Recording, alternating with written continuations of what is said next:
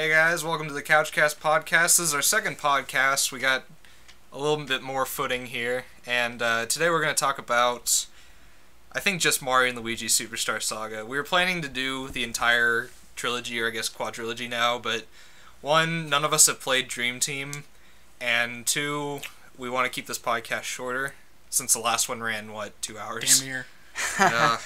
Whoops. It was fun, but we want to keep it shorter. I'm Jerry. I'm Eric. And I'm the racist one. You're... God damn it, Austin. Okay, first thing before we start this, no. No cuts!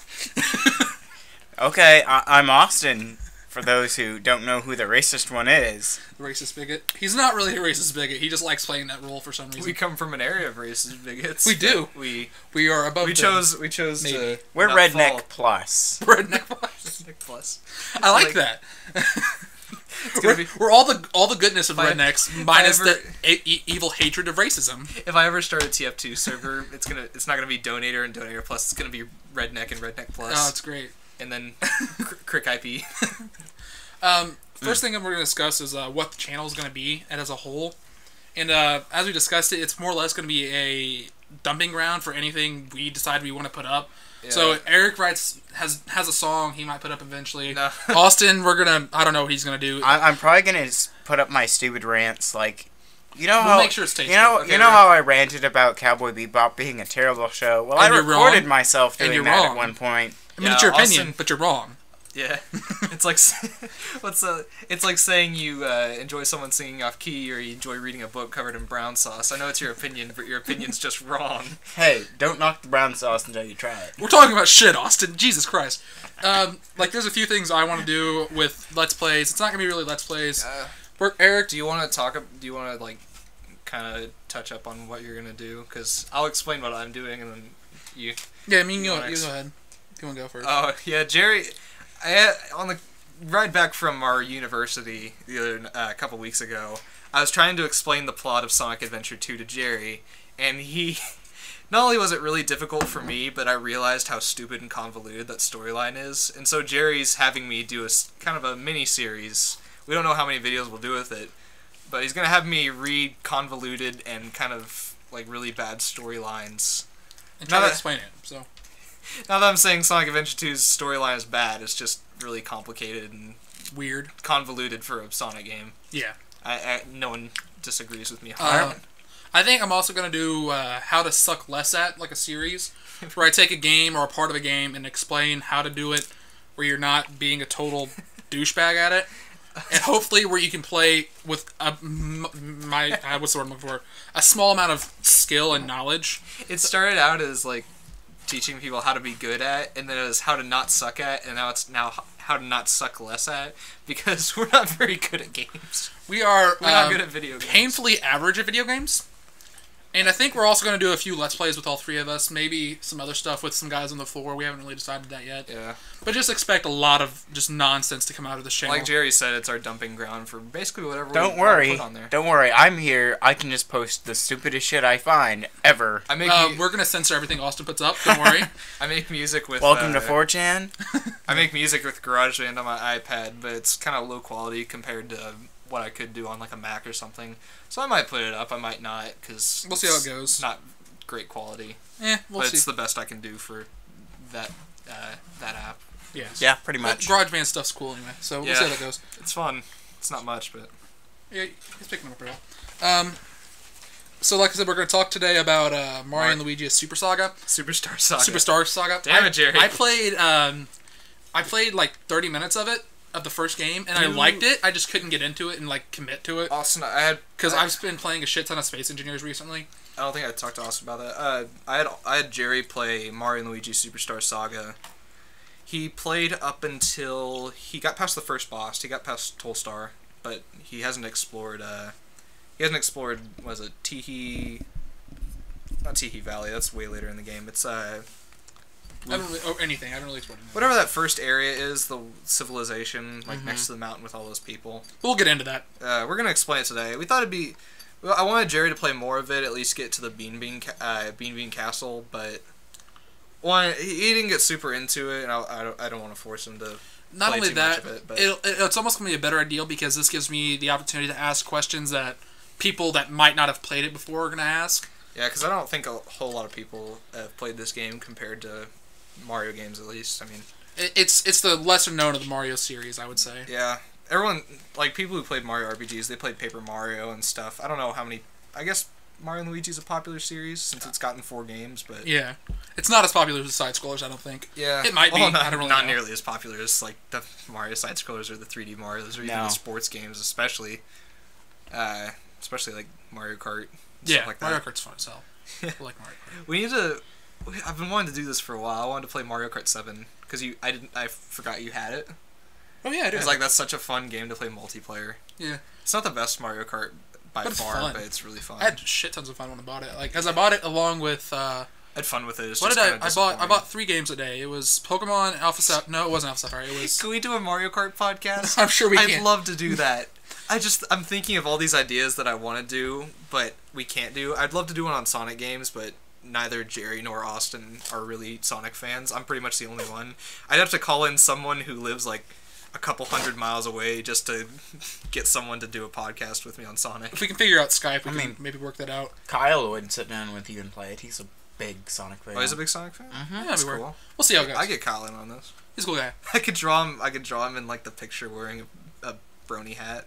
His His unicorn horn. he's a cool guy. His unicorn. He's a great guy. Yeah, he's a great guy. He's Yeah, just he's a brony. I thought he hated me at first, but apparently he just Don't doesn't. worry. Don't worry. He just hates everyone. It depends on what degree he hates you. Yeah. I like him. I've talked to him like 4 He hates times, Jerry and he seems like less. a lot of fun. I've played Smash 4 with him for like 10 hours yesterday straight. Oh, I thought you were out with your girlfriend. No, you were playing Smash with your boyfriend. Okay. I'm sorry, Rachel came over for a little bit. After that, it was just like 10 hours of Smash. I know how that feels. smash. I know how that feels. You have a girlfriend, you have her over, and it's like, sorry guys, just, like top priority is girlfriend now. It's like you could have known your friends for like years upon years, but if you have a girlfriend, she takes top priority sometimes. I mean, I you don't guys know. are at least great. to push, at least You're to, not having I get sex with cuddles. us. at least so- to at least to tool bags like me, but I don't know. Maybe Whenever not. Whenever I ended up blowing off my girlfriend one night for Megan because she was going through a hard time, and I'll get the can opener. Okay, let's go ahead and segue into this stuff. How can I segue into it? He's trying to. Start with it. He's drinking. Is that a can of straight pineapple juice? That is a can of straight pineapple juice. Don't question it. It's gonna burn your. I don't know. It'll burn my mouth. Whatever. I don't care. Okay, you all don't understand. This is an actual can, like a. I don't know how to describe, like what you would This cook is with. like what a. This is like a tin can. This is a. It's a 46 ounce. We'll take a tin picture. can We'll of take a dull picture. pineapple We'll juice. take a picture and post it on the Maybe. We won't put it in the video because it's a. as the thumbnail the for the purpose. video. Yeah, well, if we can. No, watch, Austin. You're dumb. Oh This, I god, think. we're cutting this out. No, we're not. No cuts. We're gonna No, cut no, no. I don't know how to do No, this. from this side. From this side. That way we have the air hole. From this side. I don't know what I'm doing. This is called This is called a bunch of idiots trying to open up a can of pineapple Just juice. stab it with your knife like you originally planned. Do you not know how to use a fucking can opener? Apparently not. Jesus Christ. Where's your thing? Your knife will work better. It's got an actual like popper thing on it. Get your knife. We tried to make a normal podcast, but we're stupid. So Yeah, we tried and failed immediately. Is that gonna work? no, it's like this. Watch. I hope I don't break it. And then the knife breaks. Nah, I hope not. I've had that knife for well on. And the light still works, which is impressive. I cannot believe you're drinking Delicious. a whole fucking can. Okay. Who drinks a straight whole can of pineapple juice? Jesus. Don't question my logic. Whatever. Oh, it's for. Oh, I know why. Is your girlfriend come over soon? Maybe. Oh god, I'm not explaining that here. You can look it up. Don't Google it. Actually, don't. It's a terrible thing. Just know that pineapple juice is. Shut up. I don't want to talk about it. Good. My dad's gonna watch this. Christ. It's good. It's good stuff. I My like that. girlfriend's gonna watch this. She's not that kind of girl, and she's not gonna get these jokes. Okay. I'm just giving you crap. All right, Mario Luigi Superstar Saga. We're terrible people. Oh Jesus. Hold this I'm for a sorry. second. We're gonna... I guess it's just. First off, Mario Luigi Superstar Saga is the first in the Mario and Luigi series, which is an RPG series developed by Alpha Dream, which is a company as far as I know, specifically designed to make Mario and Luigi games. Just the RPGs. It's a spiritual successor to Mario RPG Legend of the Seven Stars, which came out on Super Nintendo. And I've played a little bit of it. Austin, you said you'd never played it, and Jerry, I know you've probably never played it. Nope, I didn't even know these existed until you started talking about it. I knew that Mario RPG existed. It's just I'd never played it. I've seen people play it, and I've seen screen caps of it. I didn't know about it until I started looking at stuff on Newgrounds, because people on Newgrounds are obsessed with that game, especially because of Kerbifer and basically just Kerbifer. Because he made that song for the Forest Maze. Yeah, I mean, I honest to God didn't know these games existed until we started talking about what concepts we wanted to do for podcasts, and Eric's like, "Oh, the Mario RPGs." I'm like, "The what?" Well, you think about Mario. Oh, I remember seeing the commercials like Partners in Time and stuff like that, but I never played them. And I'm like, "Oh, that looks like a game." And all that. It was games. It's a video game that Mario and stuff and. Yeah, it's. I remember I got it back in probably when it came out in 2003, but. Didn't you play that before you played Pokemon? Yeah, I played the Mario RPGs before I got into Pokemon, which it's like I didn't know what an RPG was at the time. I just saw a Mario game and I was like, "Oh, this is gonna play like every other Mario game I've ever had." Because the Mario games I had before then was like, I think the first one I played was Mario 64, then like Mario Kart, and I got into the side scrollers with the Mario Advance series, which are just remakes of the classic games on the Game Boy Advance. And I saw Superstar Saga, and I was like, "Oh, this is just like any one of those games. It's just going to be another Mario Advance game." I had no idea what I was getting into, because I had no idea what an RPG was at the time. And that was probably the first RPG I ever played, followed by Pokemon and every other Mario RPG. You see, I played Pokemon first, and so when I came into... I didn't actually play these until years later, when, Partners in Time came out? Yeah. I remember you having Partners in Time on your Pyramid DS. Yeah, I had a long time ago. Yeah, I had the big, thick brick DS, and I actually played Partners in Time before I played the original. So I'm like, well, this is a whole new look on Mario and Luigi games, because its battle style is so different from any other, like, turn-based RPG that I've played. Because you've got the reaction to it. Well, I found out later that that's an advancement on the Mario RPG 7 Stars battle system. It's also very reminiscent of all of the Paper Mario games, because they have the reaction style. Although with the Paper Mario games, you've only got block and counter, which are just two forms of the same way. I think that's the biggest thing I like about the Mario and Luigi games, the Mario RPGs in general, is that the battle system is so interactive. Yet it's incredibly simple. Yeah, I enjoyed it a lot, because the other big RPGs I've played are called Bravely Default, and that game, I don't know how big that game is, but I really enjoy it. The battle system it's fun, but this one is just so much more active. You actually have to pay attention. Like, Bravely Default and Pokemon are the only other RPGs I really play that are the same style, turn-based RPGs. You know, the interactive ability, like press A and B, it's really cool and really fun if you're really wanting to play the game. Someone like me, when Pokemon and Bravely Default were a thing, where you press a button and that's the end of your turn, it was hard for me to switch into that, where I'm like, oh shit, gotta press buttons now. It felt like every turn was a QuickTime event, because I've also played through a lot of the Final Fantasy stuff. Not all of it, or not even a good portion of it, but I've played through a lot of it. And so it felt like for a lot of the moves which you would go into an attack, and then it would switch into a QuickTime event to where you would deal damage based on how well you did that. It felt a lot like that, except it was a continuous QuickTime event. So the whole battle itself never really stopped, unless you were just like sitting there thinking, what am I going to do next? I feel like it's a better feeling playing these games than it is playing something like Final Fantasy. Maybe it's just something like Final Fantasy or Bravely Default. I really haven't played Final Fantasy all that much, but I've played Bravely Default, and it's hard for me to get into it because I don't know. I don't know the mechanics of it. I can't figure out. I'm so used to Pokemon and the Mario and Luigi games. It's like, okay, this should be weak to this, but I don't really know what is weak to this, and there's so many enemy types that I feel like I don't know what I'm doing, and I never will learn what I'm doing. Well, I mean, I love Bravely Default, but I just can't get into it because it's so hard. It doesn't have those mechanics, and it's so difficult. It's such a hard game. It's so fun. I have it on the easiest mode possible, and I'm still grinding my ass off trying to level up, and I hate grinding too. That's another thing with the Mario games.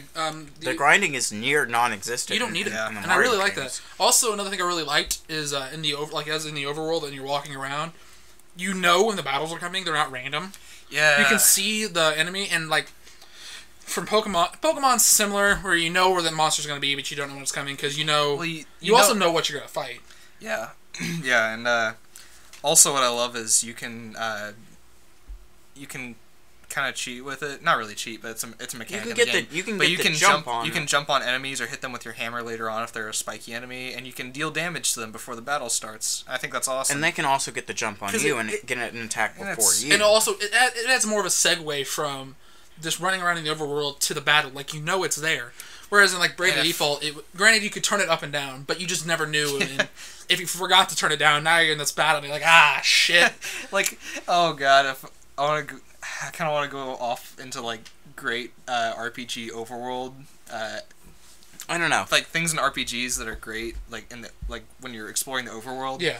One of them being Bravely Default, you can just turn off enemies. You can just run around the world as much as you want without encountering enemies. That's so great. That's an amazing mechanic. That's so nice because when you have that Final Fantasy setup where it's just like, oh, I could run into an enemy at any time, and it's like, oh, now I'm in a battle. You can turn that off completely and just run around. So if you get out of a dungeon after you beat a boss and you're super low on health, because usually you are when you get done facing a boss, you can just turn off enemies and run back to your town and heal up real quick. And the whole jump thing, the whole jumping on enemies or hitting with your hammer before battle, if you're strong enough, you'll just instantly kill them. Like, you'll go into battle, they'll die, you'll get the experience, and you'll be done. Which I wish more RPGs would do this. Something like Earthbound. Earthbound did, this thing where if you're strong enough and you're facing like a low-level enemy, you won't even go into a battle. You'll just kill them and get the experience without ever going into a battle. It's something nice. That was also done in the Paper Mario series. So if you were going against an enemy, there was a special equipped badge, which allowed you to and badges work the exact same way they do in the Mario and Luigi sagas. Yeah. So you would especially equip this badge, and you just like tap the enemy, they'd instantly die. You'd get the experience, keep moving. Well, one thing I actually didn't like about the overworld though, and it's just because I'm not used to it, I guess, and I didn't play enough to get used to it. It was the how you have to jump with both characters to navigate when you have to jump. When you're doing it wasn't like a hard thing. It was just like a annoyance because it didn't slow you down or anything. It's like you jump, you're like, ah, shit. Now Luigi has to jump. And there are later points in that game where you'll be platforming all the way up, and then you'll just miss a jump with Luigi and have to start all the way over. Especially in Bowser's Castle, which is the last level of the game. I hate that. I hate that in any game. That's another thing in one of the Sonic games. It's in a zone in Sonic 3 called, or not Sonic 3, I guess Sonic 3 and Knuckles. It's the Death Egg Zone, where there's a really annoying thing there where you climb up as much as possible to get to the end of the level, and then you could miss one jump and fall all the way back down and have to just basically restart the level. It's so annoying. I hate that kind of level design. Those kind of level designs are in there actually intentionally to extend the length of the game. So you don't have to put as much... Padding. Yeah, it's padding. It's padding. It's games like on Game Boy and old NES, they were made intentionally hard to make the game feel longer. Yeah. Well, it's like not only that, it's like you have cheap level design like that. That's going to make the game longer because it's kind of more difficult, but at the same time, it's not. It's just really annoying. Yeah, don't get me wrong. I have nothing against grinding. I think it's an integral part of any type of turn-based game or any game where you get experience. If I'm going to do that, though, I need to be doing something else with it. I do have a problem with repetition, though. Repetition just kills the game experience. When there's too much grinding? Like Bravely Default? I mean, if you get too much grinding, that's the thing that touches into the repetition. Some Pokemon games. I think the worst offender of grinding was... Did you say Black and White is the worst offender of grinding? I would Yeah, I would say. Or well, the best one about it was X and Y because it gave you yeah, it gave you places where you could like worst People part had about a Pokemon problem- games is people had a problem with that though because they made it too easy to level up, and yeah, but late by the level. time you never had a challenge in that game. Yeah, I will admit that it was super easy. And then you get to Omega Ruby and Alpha Sapphire, it's like, oh, all the grinding's back, and I just couldn't take it. Yeah. I don't know. The battle system was fun. Like I said, I enjoyed it. The special moves where you had a quick time and stuff was all right. The grinding, like Austin said, is next to non-existent, and that I don't know, for an RPG that's weird because we're so used to Pokemon and games. But like it that. also gives you the idea. It gives you the feeling that you're scaling with the game. Yeah. As opposed to Yeah. like scaling against the game. Yeah, it's like I know I can beat this part of the game. I know how to. It's just that I haven't beaten enough of these enemies to These low-level- progress. It Yeah. feels bad. And it takes like 100 of them to do, and it's just so stupid. And this game doesn't have that. It's just Yeah. the game levels with you. Most I of would the say. difficulty in the game focuses on like how good can Your you, ability. How good can you do the things in the battle system like the special moves and dodging and all that? Because you can go through an entire boss battle without taking damage. Yeah. If you're good enough with your reaction time You can- and there's figuring out the bosses through. It's really nice because not only can you dodge moves with your and counteract with like hammer and jumping and the elements later on, but each boss gives like context clues to what their attack's gonna do and how to dodge it, which is really nice. They do a really good job with that. They've done a good job with that for the 3 games that I've played. It makes in you the pay series attention now. to the game. Yeah. Like, because, again, normal RPGs, you can just, okay, now I can do something else while this turn's playing out. Actually, This game makes you go, okay, I attack, now I have to tap A, and I have to tap B, and I have to do this. I'm thinking of. Now I have to watch what the boss is doing, and thinking now of- I have to dodge. And it adds a different level to the game based on player skill rather than random, like, critical hits and stuff like that. They're still in the game. There's still critical hits in the game, but I love that there's an entire stat devoted to critical hits. The stash which also affects experience. or yeah, whatever. which also affects how many You get a discount at shops. discount for on it. shops. Yeah. You get a discount at shops, and you get a greater chance of getting critical hits in battle. Okay, so, The stash stat. yeah, the stash stat. That's a great stat. Great mustaches will make a man. The Yeah. locations, I only experienced really 2 of them, Yeah, you went to Stardust Fields. and then the main one, and then and then Toad Kingdom or whatever. Oh yeah, the Mushroom Kingdom. Mushroom That's just the beginning. Yeah. You never go back there, which I wish you did, but you got Fungi Town, so that's nice. Yeah. Austin, did you have any favorite I locations? really liked the woods. Oh, Chocola Woods. Mm-hmm. Yeah, I And, like that part of the game. I don't want to say I liked the desert, but I liked the experience of working within the ship and getting it displaced. Oh, the and sunken, everything. yeah, like the sunken ship in Teehee Valley. Yeah. That's awesome. I really like Woohoo University. Such a dumb name, but I don't know. It's cool. It's got a very sciencey vibe to it. It's got a spiritual successor in Bowser's Inside Story with the what's his name? The guy that is exploring the boo stuff. Oh yeah, there was like a tower. Yeah. In it. Yeah, that was cool. The university was really fun to navigate though, and if you in there's a secret room with a bunch of blocks, with a bunch of question blocks with different designs from all the different Mario games. And if you hit the block, like Mario usually would, it'll give you a little tidbit about the block, as if there were researchers there studying the block. It's really cool. It's got stuff like Mario 64 blocks. We don't know what makes this block disappear. We're still studying the material or something like that. Mm-hmm. Well, it makes the worlds feel Yeah. more real, I guess, with how I would say it. Because, like, things in the world are affecting other things in the world. Though, like, something like that, which is just a little Easter egg for it. Mm-hmm. It's just nice. I love Easter eggs in games, because it ties the world together. And some of them. Mm-hmm. Some of them are really stupid. I've seen some really stupid Easter eggs. There was one in, Saints Row something, I don't even remember which one. You just went out and a giant bunny floated out of the ocean. That was the fucking Easter egg. What about the monkey family? Oh, that was a cool one. In Halo? Yeah. Halo 3? It was just a monkey family. With human faces. Yeah, they were scary, but it was just a monkey family. Yeah, just there for no reason. Yeah. And they had little monkey people too. Mm-hmm. I think they all had the same faces, which is You could shoot them. terrifying. They were great. You could shoot them. We know where your priorities lie. It's a shooter. What other areas were there in the game? There's Yoshi Theater later on.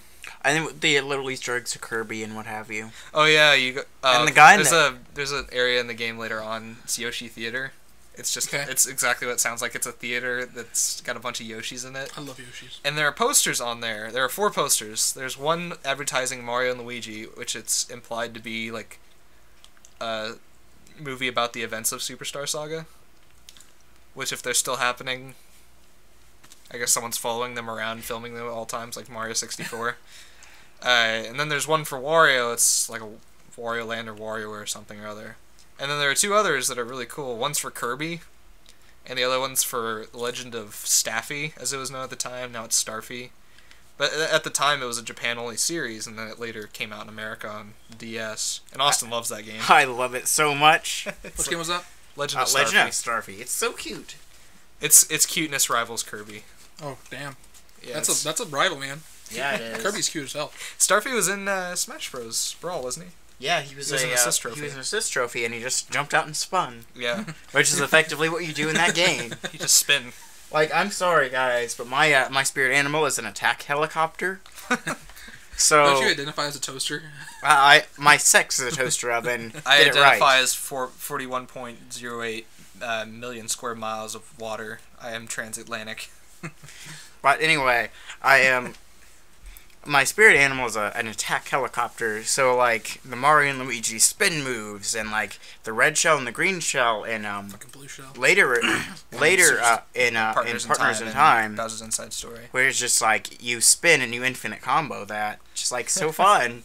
Yeah, that's it's even more fun in Partners in Time when the babies are on it, and you can do, if you're really good with timing, you can do like AX BX because Baby Mario or Baby Luigi's on the shell. And that just it scales with how good you play the game, because you can. Yeah. It starts out with practice with the green shell, which has a limited amount of hits, and then you switch up to the red shell, which goes even faster. As unlimited. Yeah, but you can infinite combo it. Yeah. See, that I don't know, the gameplay where it's based, I don't know, an RPG, like a turn-based RPG, I mean, where it's based on almost entirely on the player's skill, like within the battle system, is rare, I would say. Yeah. Because Pokemon, yeah, it's your training, your IV and EV training, and which Pokemon and stuff like that. It's a different type of skill. It's knowledge, I would say. Yeah, it's knowledge of like the game's mechanics, and I guess Mario and Luigi is that too, but it's more interactive. It's like how well you can combo as opposed to, okay, what moves would go well against what I'm fighting right now. Yeah. It's And a different Mario- type of skill. And Mario and Luigi kind of has that later on with like, it's like, oh, hammers would go good against spike enemies. You can't jump on spiked enemies, and there are some. It's really weird. It gets into the elemental stuff because, okay, should we get into the battle system? We've been talking about battle system for a while Well, now. in the battle system of the Mario and Luigi games, or the first game at least, you have 3 basic attacks. You get one to start out with, and you get the other 2 over time. You get jump, which you just jump on enemies. You press the specific button, A or B, for Mario or Luigi, respectively, to do extra damage. Then you have hammers, which they'll pull back their hammers, and then you press the button at a specific time, and you'll deal the most damage. And then later on, there's hand, which is Mario and Luigi get elemental powers. Mario gets fire, and Luigi gets lightning. And I didn't use those very much. They're just too complicated. Yeah, it's just like, oh, some things are weak to fire, some things are weak to lightning, and you don't really know when. And I'd always. It was easier just to jump on them. It was easier just to jump on them or hit them with the hammer. And the only time I would use the elemental moves is when you use them in the special attacks. And get into the special attacks now. What's really cool about the special attacks is that they're, okay, you learn like jump and hammer, and then you can use the jump and hammer abilities, like variants of them in the overworld. Like with jump, you have high jump with Luigi and spin jump with Mario. And those each help you to get across the platforming puzzles that this game has. And for the hammer, you can drive Luigi into the ground so he can move under gates and such like that. Mario's a terrible brother. Yeah, well, and then you have Luigi who hammers Mario and makes him tiny so he can fit into tiny cracks and spaces. They're both terrible brothers. if you hit them before you learn this move, they'll turn around and yell at you. It's pretty great. Let's turn around. What the fuck is that? Yeah. Fuck you, Luigi. Love that. Have you seen that? Yeah, I have. You all have What else would he have said there? I don't know. We need to explain what that is. Apparently, back in the day, there was a There's thing. a clip from the Mario. There used to be a Mario and Luigi cartoon back in the 80s, and it had a live-action portion with I don't know who is Luigi, and wrestler Lou Albano is Mario. And there's a scene where Mario is like, the whole episode's about cleanliness or something like that. And Mario's telling Luigi, he's like, you gotta be clean cut and stuff like that. And Luigi says, oh, you got a piece of spaghetti on your shirt. And then when he picks it off, the laugh track plays. And what Mario says is kind of muffled, but it sounds like he's saying, fuck you, Luigi. It's like, oh, fuck you, Luigi. It's just really weird. I don't know what else they were trying to say there because he said it kind of angrily. If he was trying to say thank you, it's like, why would he say that if he's mad? I honestly think that's what he said. Fuck you, Luigi. But then again, there's a... It's a kid's show. But then again, there's a commercial of Lou Albano in a Mario hat. He's talking about... Drugs. Like, oh, you shouldn't die and go to hell. If you... He basically says, if you do drugs, you'll go to hell before you die. Which... What? Okay. Okay. I like to... It's nice that Mario is telling me if I do drugs, I'll go to hell before I die. I want to get advice from a man who takes mushrooms. Yeah. And is played by a professional wrestler. Yeah, he's dead now, too. Oh, God. I guess he did drugs. Lou Albano's dead. Now he's just old. He was like 40-something back in the 80s. I don't know how old he is. Next thing we got here is navigation. Oh, wait. What else was there in the battle system? Is there anything else in the battle system? There's the special moves. The special moves are really cool. They're very varied, but... Very varied. Yeah. They're all quick time events. Yeah, very fun. It's all, like, what Austin, buttons can you hit in succession. Back of the mic. You're peeking the mic every time you speak. It's like it's like you have to hit the right buttons in succession. You do the... It's hard. It's difficult to learn, but they've given you an option to slow things down and tell you what buttons to press. You learn it over time. It takes more bro points.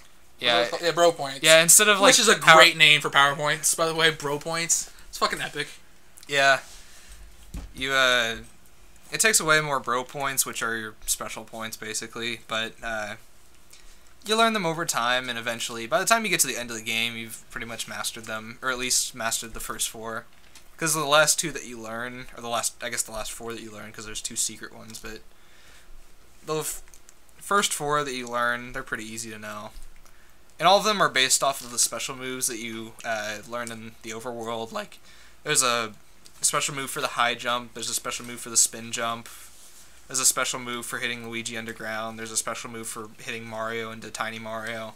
Mm-hmm. And if you use them enough, you can actually get variants in them. Yeah, if you use the special moves enough, I don't remember how many times it is for each one, but you'll be able to baby strawberry. Enough strawberries.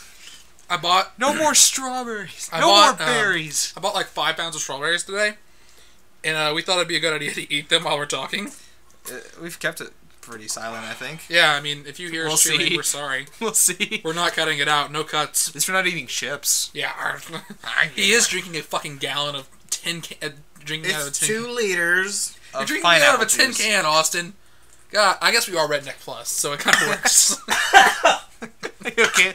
Oh, you okay there, sport? Oh, Jesus. That's lovely. I'm an attractive, pretty princess. Okay, if you use the special moves enough time, you'll get advancements on them, which... There's a certain succession of buttons that you have to press with each special attack, but at one of the buttons, you'll get an option to press the other button, and you'll switch into a variant of the move that's, I think, always deals more damage. It does but a little you have more to, damage, but it's not. But it's a completely different set of buttons that you have to learn. And I've learned them somewhat, but even to this day, playing it, like 12 years later, I'm still kind of rusty on them. Oh, I mean, I feel like... Because I play the game does it do a significant amount more damage? I think so. Okay, like, if it's not significant, it's just easier. Yeah. Just go with the easier one, and you're more likely to get the damage. Of course, the 2 special moves I always use are the first two that you learn, because those deal... I know those the best, and it's like, if I know them the best, I'm going to probably deal the most damage, because if you miss any of the buttons, you deal significantly less damage. Yeah. That's why at one point, I'm like, fuck it, I'm just going to start jumping on the guy. It's not... Don't worry, it's not as bad as... I was going to talk about... We're talking about the active RPGs, like this one. I was going to mention Sonic Chronicles, the Dark Brotherhood. One Sonic RPG, and it is complete and utter garbage. Most Sonic games. I can't deny that, sadly, but I'd love to do a podcast on Sonic games just so I can talk about the Sonic handheld games, basically. Yeah. You could come in just to talk about Sonic Rush, because I'm pretty sure that's the only Sonic game you played. Yeah. I played the one for the Game Gear. The first level. I don't know what it was called. Like the Sonic 8-bit games? I think so. I remember the concept being Tails was stolen. That was the game. I tried playing. Never got past the second level. Sonic 2, maybe? Maybe. I don't know. I know there's a bad ending in whatever game you're talking about where Tails dies. Oh, shit. It's like the... Fuck. God damn it, Sonic. Yeah, Sonic games were dark back then, where Knuckles got electrocuted. Oh, Jesus Christ. He died too? No, he was alive, but he was dying. Dying. Or the... Almost worse than death. Sonic Adventure 2 kind of got dark with Eggman almost blew up Sonic. Ooh. He sent him off in like this pod that he trapped him in. They shot him off into space. The pod exploded. Sonic got off by learning Chaos Control in 5 seconds, though. From watching Shadow do it once.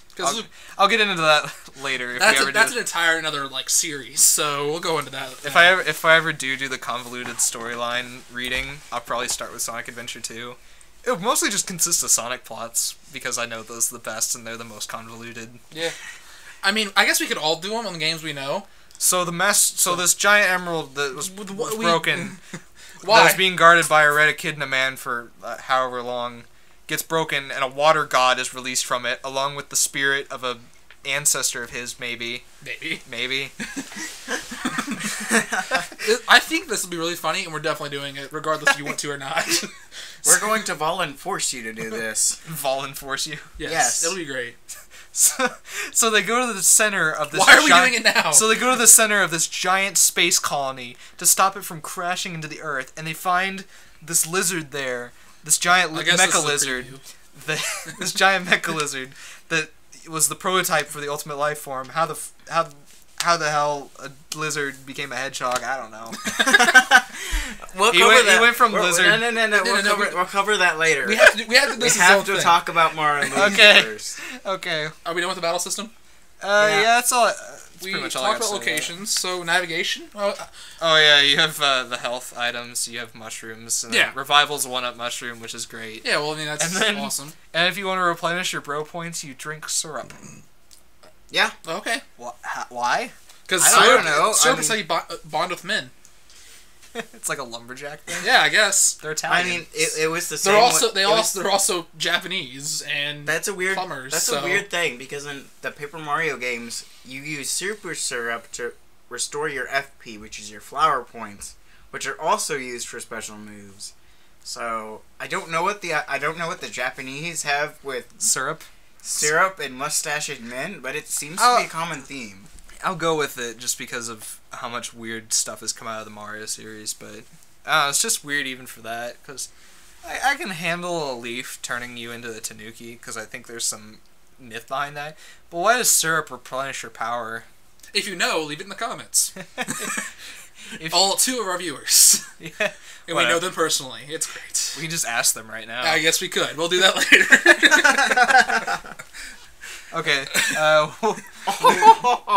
Presentation. Did we have anything else with the overworld? We kind of glossed over that. I liked it. It was very okay. Yeah. I wish there was a way of fast traveling other than the pipes. Just maybe Mario and Luigi could get segways and ride around the kingdom faster than walking. Like segways? I thought you meant like cutscenes. No, you actually meant segways. Okay. Yeah. That makes it even better. Actual segways? Yeah. Used as segways? Yes. Yeah. Huh. Just like... That's a pun. It's great that... It's a pun. It's so funny. I don't know. The only problem I have with the overworld is you have all these little areas, and then you have the kingdom itself. Mm-hmm. And the kingdom is very repetitive looking. It's just like, oh, it's a grassland with some lakes here and there. It's like there's no... I guess that's just hardware limitations, but you have this giant overworld that just kind of looks the same. And then you have all these little... I guess the little area... All the areas you go to do missions and such make up for it. It is a nice looking kingdom. Yeah, it is. It takes place. The whole game takes place in the Bean Kingdom, which is a neighboring kingdom of the Mushroom Kingdom.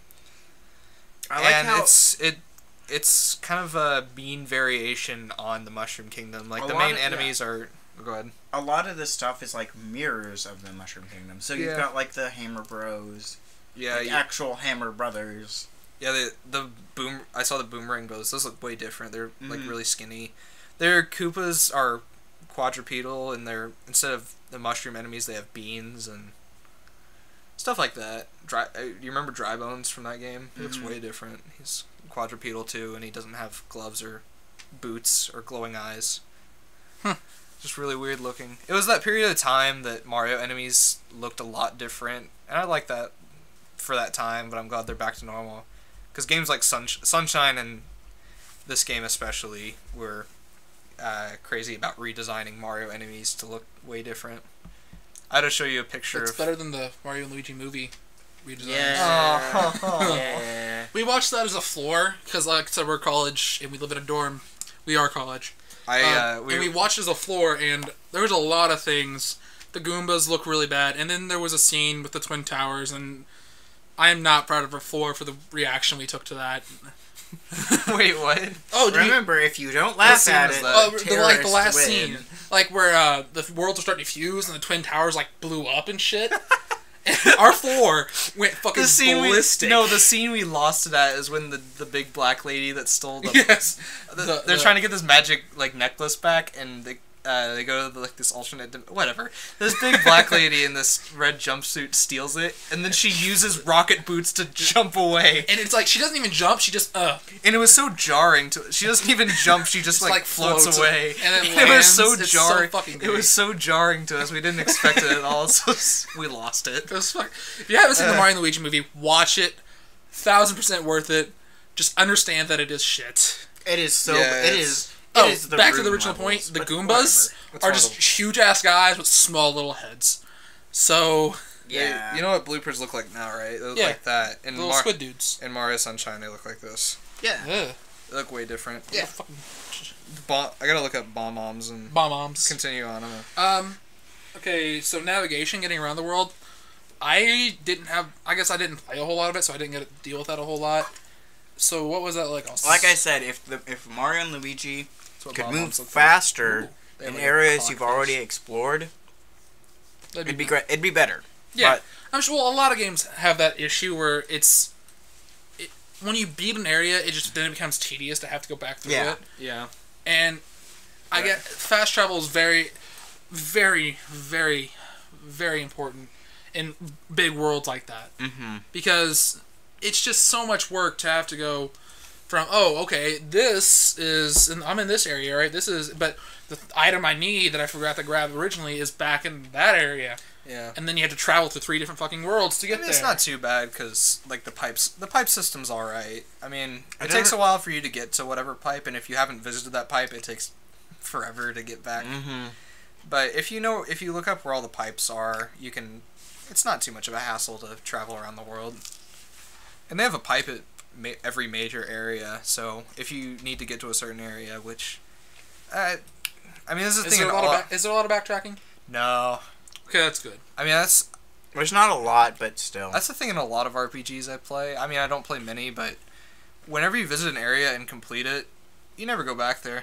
It should be done. You shouldn't have to, except for, like, if you're in a game where there's side missions, maybe, but you shouldn't have to go back there for the main quest. Yeah, there are basically no side missions in this game. There's one with, like, the gemstones. You remember that?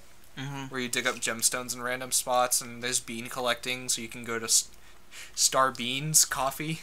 Run by Professor Egad. It's worth it just for the little references, there were gonna be cameos. Yeah, there were supposed to be cameos, but still. Okay, every time you make a new coffee with your beans in Star Beans Cafe, EGAD will come and give you a new item. I have a question. Yeah. Okay, this kingdom is... The Mushroom Kingdom's the same way. This kingdom is made out of beans. Yeah. Are you just consuming their young? No, they're different beans. But Mushroom Kingdom's the same way. They're non-sentient beans. Them mushrooms have eyes. They're non-sentient. Yeah, they're just non-sentient beans. The Mushroom Kingdom have eyes and shit. Like, you're just consuming their young. No, they're just different beans. The hills have eyes. The mushrooms have eyes. The clouds have eyes. The clouds have eyes. To be fair, he's probably still tripping from his last mushroom, so he's probably just imagining the eyes. Mario drug joke. Good job, Jerry. I know. Proud of that. How does anyone jerk off in that world if everything's got eyes? Just a question. Are you specifying? People we care about are listening to this. Are Austin. you implying that like the walls of the houses have eyes? Yes. The houses have eyes. That's better than what I thought he was implying. I've played Bowser's Inside Story. Them houses don't have eyes. Again, it's still better than what I thought he was implying. Okay. I thought he was implying that you're what's a good joke for a penis? What? Like a mushroom? I guess. I don't know. I thought he was implying that the penis had eyes. Insert Jesus. Pun here. Had eyes. Can we cut that? No, no cuts. No cuts. No cuts. Oh God, what have I got myself into? We're sorry, Greg. We're sorry. Oh, great. I apologize. I'm just not gonna tell them. That's probably the better idea. Okay. Are you snipping? Might as well. He just opened my whiteout and just took a huge ass whiff. Jesus Christ, Austin. At this point, we might as well. Okay. I forgot what I was gonna say. Just because you did that. Thanks, Austin. What do we have left to cover? The presentation, graphics and things. Oh yeah, the graphics look amazing. They do. Very pretty. See, I really like it when a game stays what it is. Like when I play a game like Call of Duty or Skyrim where the graphics are supposed to look like real world stuff. Yeah. I expect it to look good. Like that's what it's supposed to look like. I expect it to be good. Even now, I mean, they're getting into the next gen and everything's looking better and better. But even then, it's like, things are still off. As you try to look realistic, you reach the uncanny valley. You reach the uncanny valley. That and there's still like parts of the game. Like I played Skyrim. It's like, oh yeah, the graphics in that are great, but there's still some things that are off. When you get closer to anything, it looks terrible. Yep, this is grass. Like when you get close to bears or trees, you can clearly tell. It's good at distance. It's great. It's a great game for screenshots. Anything's great at distance. It's a great game for screenshots. But no, like this game where it's pixelated and it knows what it is and stays with what it is. Homeliest people in the world look great at a distance. That's a good point. I was gonna make a mean joke, but I'm a better person than that. Cartoony graphics always hold up better. Yeah.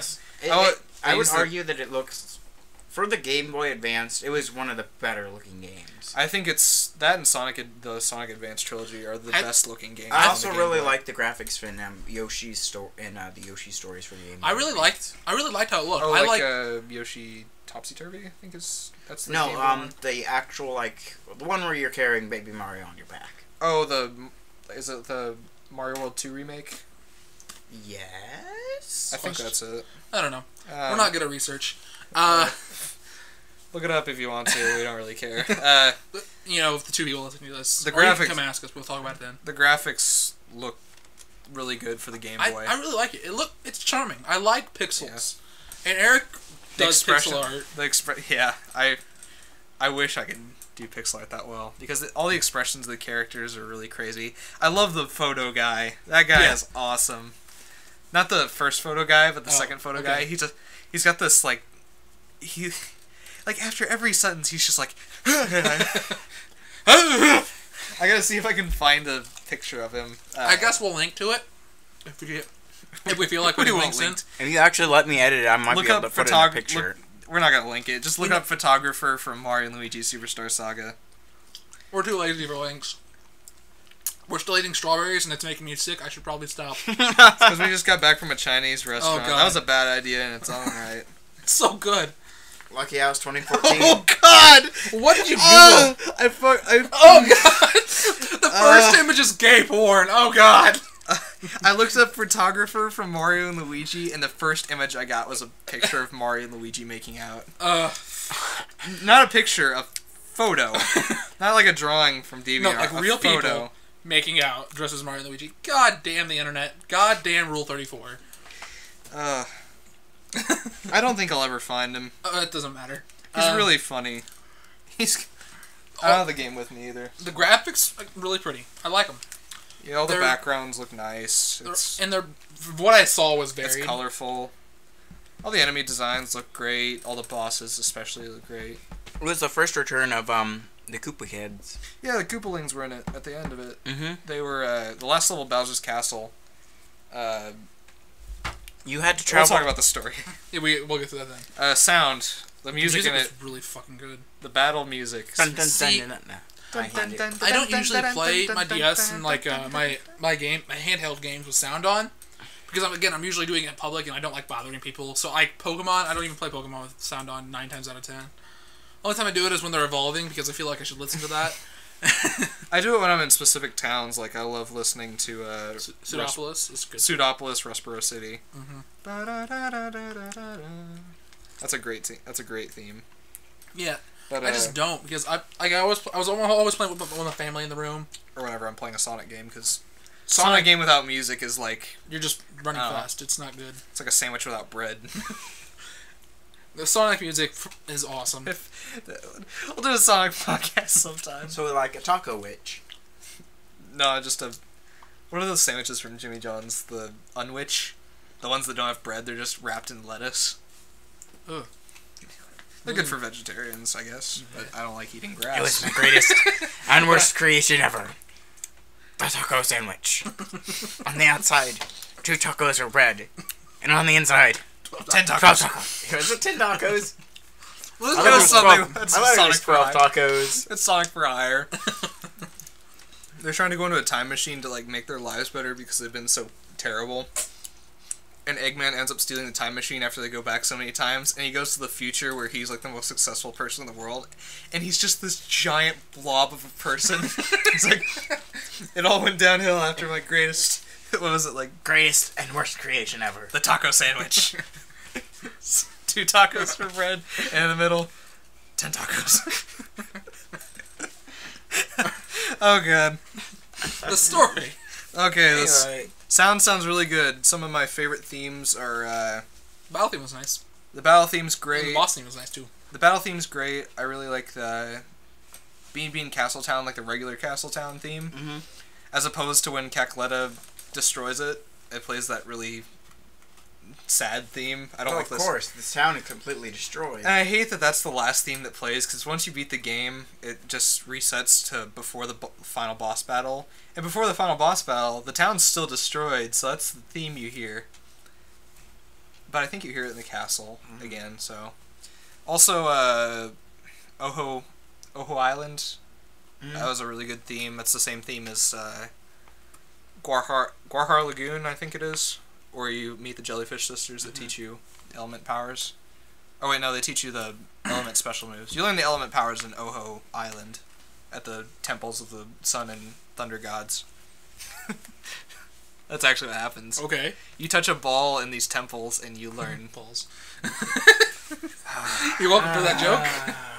make fun of the jokes. I will go crawl into traffic and kill myself because You make I deserve fun of it. the jokes that I make. You will never make fun of my jokes again. I will. Every time you make them. Anything? What do you think about Mario and Luigi's stereotypical Italian? Oh god.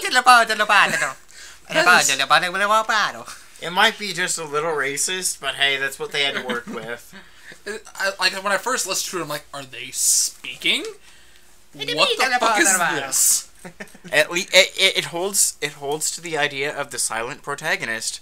Not really. They're just weird in Italian and They're still silent because you can't understand a word of what they're saying. It gives Charles Martinet an excuse to have a check. yeah. Pretty much. He's too busy working on Skyrim too. God bless Skyrim. I could do an entire podcast by myself on Skyrim. Yeah, I'd Fucking leave you love to Skyrim. that. The only input I'd have is, well, I spent about 2 hours in the tutorial dungeon leveling up my one hand and sneak and destruction, and then I got bored with the game. I've played on my Xbox. I damn near had 1,000 hours. I haven't played a whole lot on PC. Yep. But I've modded it so much where it'll just randomly crash, so I get fed up with it, and I don't know what mods are causing it. So hey, that's maybe I'll do a mod spotlight someday for some stuff because I really like mods. Anyway, keep Get going. into the story now. Basic plot of the story. Two ambassadors from the Bean Kingdom go to the Mushroom Kingdom to strengthen their ties with the Mushroom Kingdom. And it turns out the ambassador was actually an evil witch from the Bean Kingdom named Cacletta, and her assistant Fawful, who's the greatest character from any game ever. He has rage. He has fury. He has fury, my bad. He also has chortles. What are you doing? Don't worry about it. Austin got uncomfortably close to me. Go away, Austin. Sit back down. Sit back down. Do you want a regular chair? I can go find you a regular chair. We can No, pause let me fast. stand for a little while. My legs are just getting cramped. Okay. It'd be nice if we had an actual couch. We were... Shush! We can't let them know. Cut that part out. No cuts. No, we're cutting that out. I don't even edit, and I'll edit that. Yeah, I'm the editor for this shit. We'll make you edit Eric's plot stuff. Alright, continue. So, it's actually an evil witch and her assistant Cacletta, and they use some machine that Fawful has to steal Princess Peach's voice, which they're going to use to awaken this thing in their kingdom called the Bean Star, which, when awakened by a princess's voice, will grant their wishes. And they're going to use it to take over the world. And so, You're not a smart man. that's the basic plot of the story. It's got some twists in it that I really like and that were kind of confusing. And then before all this, spoiler alerts. Go ahead. Did you want us to we spoil get the it for you? scariest. We get the scariest boss in Mario. Oh, ever. Bowletta. Bowletta. Spoiler alerts. Okay. So so there's a twist in it. It turns out they knew about this plan, and they dressed Birdo. They dressed Birdo up as Princess Peach, and they stole Birdo's voice instead. So when they went to awaken the Beanstar got really pissed and tried to kill all of them. Oh, Jesus. And So wait, the chick without her voice wasn't Princess Peach? yeah, it was Birdo instead. Oh. And Princess Peach was fine. How the hell... Does Birdo have, like, a shape-shifting power? What the fuck? Some magic, I don't know, whatever. Birdo's a fucked-up-looking individual. I don't know how they made it look like Peach. Birdo is cross-dressing, two-faced dinosaur. And, so yeah, that's the basis of the story, and then they end up kidnapping Peach anyway, and, Bowser comes along, but he loses his memory along the way, and you have to end up fighting... You have to end up fighting Bowser as the assistant of this little thief guy named... Was it Popple? I think it's Popple. Insert name of thief guy here. Yeah, he's Popple or something like that. Well, what do you think about characters? Were there any memorable characters in the game for you? Prince Beasley? He has fury. No, that's Fawful. That's Fawful. I know. Beasley gets turned into a dragon and hatches an Yeah, egg. that's pretty early on in the game, actually. Yeah. You gotta climb a... He gives the rose to Luigi, and Luigi goes all fanboy on him. Yeah, he gives a rose to Luigi. He's like, show this to the gods at the castle. They'll know you came here from me. Something like that. And Luigi's just like, ah. So we're pretty sure Luigi's gay. Okay. There's... oh yeah, I saw that picture just a Yeah, while ago. good point. Incest for the Wincest. You got... The main characters, you got Mario, Luigi, Bowser's in it several times. They're just silent, but the humor in this game is really funny. Whoever wrote the dialogue and whoever animated like all the sprites did a really good job, because these games are funny. They're really funny and charming. Yeah, the little bit I played, I'm like, this is... It There's knows what it is. It knows it's kind of a joke. Oh yeah, there's a scene where they kidnap Peach, but it was actually Luigi in a Princess Peach dress, and they figure it out, like, he's hiding his face, and it turns around, and Luigi gets found out, so he runs away from both of them. That's great. It's a really funny scene. Yeah, and there's you end up beating the witch halfway through the game, and her body gets destroyed or something like that, and so Fawful sucks up her soul into his vacuum headgear, and then she needs a new body to possess, and so she ends up possessing Bowser, and it makes for this really freaky combination where Bowser has like this really toothy grin and kind of pinkish red eyes and boobs. And boobs. He has boobs. Breastises. Yes. There's actually... the final boss is so fucking difficult. It's such a hard boss. There's actually a theory, since that's the first time we see the Koopalings since their concept, and since you've got Bowsletta, it's actually theorized that Bowsletta is the mother of the Koopalings. But it's also but they appeared before. Is this an actual theory you've read, or did you just make This this is up? a theory I read. Okay, like, 'cause you have a bad habit of just making shit up as you go. That's the only time... Well, what's weird is the only time they acknowledge the Koopalings as Bowser's children are in Mario World, I think. Mm-hmm. And ever since then, One of them is named Bowser Jr. Yeah, but he's not one of the Koopalings. Okay. He's kind of paired with the Koopalings, but he himself isn't a Koopaling. Okay, I didn't know that. They just don't... I don't think they acknowledge the Koopalings as Bowser's children anymore. Which, I'm okay with that. Roy, yeah. That was a Smash Bros. Thing. It was, this guy got Smash Bros. On the 3DS before it came out in America. And so he's doing a live stream of it. And he's playing as Roy, one of the Koopalings, because he's a reskin of Bowser Jr., and he's saying, like, "Oh, guys, look, Roy's back. Hey, everyone, look, Roy's in Smash again." And this guy in the chat got really mad at him. He's like, "You idiot, don't you know the difference between Roy and Roy?" He's like, "Of course I do. One of them's Roy and the other one's Roy." it's great. It's great. This game had some memorable characters. Like, I remember the shopkeepers. They were cross-dressers, which was really funny. The shopkeepers in the castle town. The guy at the coffee shop was funny. I remember the photographer. Egad showed up a couple times. But overall, I don't think the supporting characters were as memorable as other games, especially Partners in Time. That one had a lot of memorable characters. Mostly because they were the same characters in a different time period. Yeah, that's about it for that. The villains are great. Well, I mean, you have Cackletta, and she's great because she's just this evil witch who has... just an evil witch. She's an And evil then you witch. have Fawful, who's the greatest character. Fawful's the best villain. He has fury. His English is so broken. He speaks in these weird analogies that don't even make sense.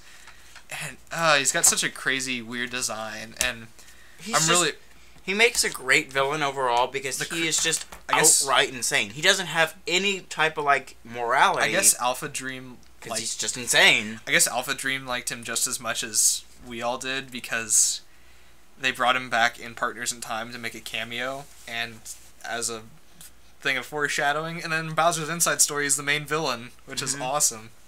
And I don't think he's in Dream Team because I'm fairly certain he's completely dead. Like, he is very dead. He is super dead. He is but dead. Yeah. He got exploded good 3 times. He Lost all his life. He kamikazed himself. No more one-ups. No one-ups for you. No more one-names. We got replay value on here, but really there isn't much, because after you beat the game, there's just not much to do, and I guess that's hardware limitations, but that's a thing in all the Mario Luigi games. There's just not much to do after the game's over. They just end. Like, even if, like, in games, usually you have the story, right, and you have the main story play out, and then you can normally just explore the world afterwards. Pokemon has that, and they had their after story, but you play that, and after that's over. There's not a lot of side missions. There's hardly any side missions at all, really. And it's just like, what you have to do is just play the main story and kind of explore around the areas, at least. Even then, there's not much there. Can you, like, the way you explain it to me is, like, the game just ends. Yeah, and, like, there's no, like... I really can't stand to play more, you just go back to before the game ended. Yeah, I can't stand this about when games do this. When you beat the final boss, you go back, like, right before you fight the final boss, so you can pretty much do whatever you want. But I want to go past, like, I want to see what's happened after I beat the game. I want to see, like, what happened to all these areas, rather than just leaving it unresolved. I guess, like you said, hardware limitations, but I don't feel like... I don't know. I know zero about programming and what it can do. But Yeah. I feel like it wouldn't be much just to program like one more line of dialogue for some of the characters that are in the story. Yeah. Even if it's essentially just, oh, thank you, Mario and Luigi, for saving us all. Even with hardware limitations, they do this with pretty much every Mario game. I mean, Pokemon was the same world and was the same generation. At least in Pokemon, it's like I'm not too sure about the other. I don't remember about the other what it is about the other games, but I know in X and Y, after you beat the game, everyone acknowledges you as the champion, which I think is awesome. Yeah, I don't think I ever did it again. Well, they've never done it before, and it didn't happen in Alpha Sapphire, but it's like you can go back and talk to the Elite Four, and they acknowledge you as the champion. It's really cool. Stuff like that. Because it's like, oh, you get to fight him again. Because like you're the champion, and the world acknowledges you, and that's really cool. And it may not be all the characters, like all the NPCs, but as Mario Luigi, once you save Peach, it's like, oh, she's kidnapped again. Yeah, it's just you gotta save her again by fighting the same really guy. Difficult. Why not imprison him? Why not kill him? I don't know. I mean, he's fallen in lava so many times at this point. Oh, I don't know. Apparently, Bowser Jr. has some kind of necromancy. He can bring him back to from dead. Yeah, with Dry Bowser in the new Super Mario Bros. Games. What'd you think about the bosses? Were there any memorable bosses for you? The only one I didn't ever find the bosses difficult because, like I said, the game scales with you. Yeah. I found the soda boss to be a little difficult because it had the Chocolinator. Because it just had so many stages to it. Yeah, it's like he's a boss made of soda. It's like he has bottle caps for like feet and a neck, like a collar, and then he has like a part of the barrel as a shield, and he has a sword made of soda. Which I thought was really great, and I thought Bubbles was really fun too, because it's like apparently he's this owner of this brewery, this soda brewery, that's been preparing this soda by you tell jokes to the soda to prepare it, to like ferment it, and apparently he's been doing it for 1,000 years, which is like, what the heck? I think he's gone crazy, but who knows? And then you just... The princess just drinks it all. Yeah. Just one gulp. And you gotta feed it to the Queen of the Bean Bean Kingdom to make her feel better, because she went all steroidy for a little bit. She went all crazy for a bit. She got better. She got better. Other than that, I can't remember a whole lot of the bosses. I remember the crab with the Christmas tree. Yeah. It's like a hermit. The one that had like the lisp. Yeah. Yeah, I remember him. And, of course, the Koopalings, Bowletta. I remember the fight with Cackletta in the university. That really threw me off. Because I was like, is this the end of the game? And then you get dropped in Oho Island or whatever. And it's like, there's still like half the game left. It's crazy. I can't... It's jarring that you fight the main villain of the game halfway through. And then, of course, Bowletta happens, and that's terrifying. Yeah. Yeah, it is. I remember Tolstar. I remember the dragon because he turns into Prince Peasley. And he had the whole thing with the rocks that you have to jump on, or the rocks that he jumps on. The supporting characters was it the Hammerhead brothers? Yeah. Yeah, the Hammerhead They're brothers. great. They're fun. I met them once. Heave ho! They're super fans of Mario and Luigi, I guess. Yeah, it's the original brothers, I think, or something like that. I don't know. Yeah, they make hammers for you. Yeah, it's great. You gotta go all the way up this mountain to find these rocks to make hammers with. And then they beat the rocks with their heads. Yeah. They don't have hammers, they just have hammer-shaped heads, and they beat the rocks with their heads by somehow floating in the air, and I don't know, are they telekinetic or something? I don't know. Magic! I remember the fight with Queen Bean. That was cool. You have to... She has like these super beefy arms, and you have to... Queen? You have to attack... Yeah, the Queen of the Bean Bean Kingdom gets... She gets steroidified. She gets fed steroids, basically, by Cackletta. And, you have to attack her arms, and then when you damage her arms enough, they become like wimpy and shrunken, and then her crown falls off, and you have to attack her head. Ooh. I remember that was always a hard boss for me to get past. What else was there? Oh, excuse me. I only fought the first boss. I mean, Tolstar. He was cool. Yeah, he's a douchebag, but... The border jumping point. I thought it was... we actually had to jump the border. Yeah. Which I hated. It took me so damn long to get through that for some reason. Yeah. It just goes back to my hatred of the double jump thing, I guess. Yeah. that was like that was. It's an introduction to teach you how you jump in this world. And I hated it. And what's worse is there are these beans that you can get by like playing their jumping game, and there's 3 levels to it. There's 4 levels to it, but the first 3 levels are like each their own individual like jumping puzzles, and then the last level is all 3 of them combined. I cannot beat it. For the life of me, I think I beat it once, and it's just like I'm not doing this again ever. I could just do level 3 and win like beans twice as fast. Oh, I'm trying to think of any other bosses that were memorable. I think we pretty well covered it. Yeah. Pretty well covered the game, really. Yeah, overall it was a great game. At some point we have to talk about the Paper Mario games because they have a very soft spot in my heart for them. I got lots of good emulator or something so I can play it. I got a set of nostalgia for Superstar Saga in particular. I don't think it's the best one out of all of them. I think I really like Partners in Time. I like the presentation of Partners in Time a whole lot better, but I have my issues with Partners in Time, but overall the gameplay is not great. So all in all, stay tuned and maybe we'll do another podcast about Mario games or something. At some point all right. Well, it's possible. We don't know what we're doing. We have no clue what we want to do in this life. Shoot, so what was the one that we wanted to do that we were talking about at the beginning? Oh, RPGs. What makes an RPG or something like that? There was another one. Sonic. If we were to do another Mario one, I'd love to do a Mario Kart. Yeah, Mario Kart one. Can we do that next time? We'll see. We'll see what happens. I can write a script for that real quick. I want to do an RPG one, so... Yeah. Alright. Because I feel like that'll take us away from specific games. Specific games. Pacific games? No cut. That's my trigger. I'm transatlantic. I hate the Pacific Ocean. Cut the podcast! Alright, well, let's cut this turd. This has been the second episode of the CouchCast podcast. Who are you guys? Strawberries made me sick, and I'm Jerry. I'm gonna have explosive diarrhea later after this 2-liter of pineapple juice and strawberries. And Chinese food. Yep. But I'm Redneck Plus Austin. And I'm Eric. I'm gonna go play TF2 for the next 5 hours. And by that I mean I'm gonna go show off my hats. And I'll see you guys. Thank you all for watching. See you next time.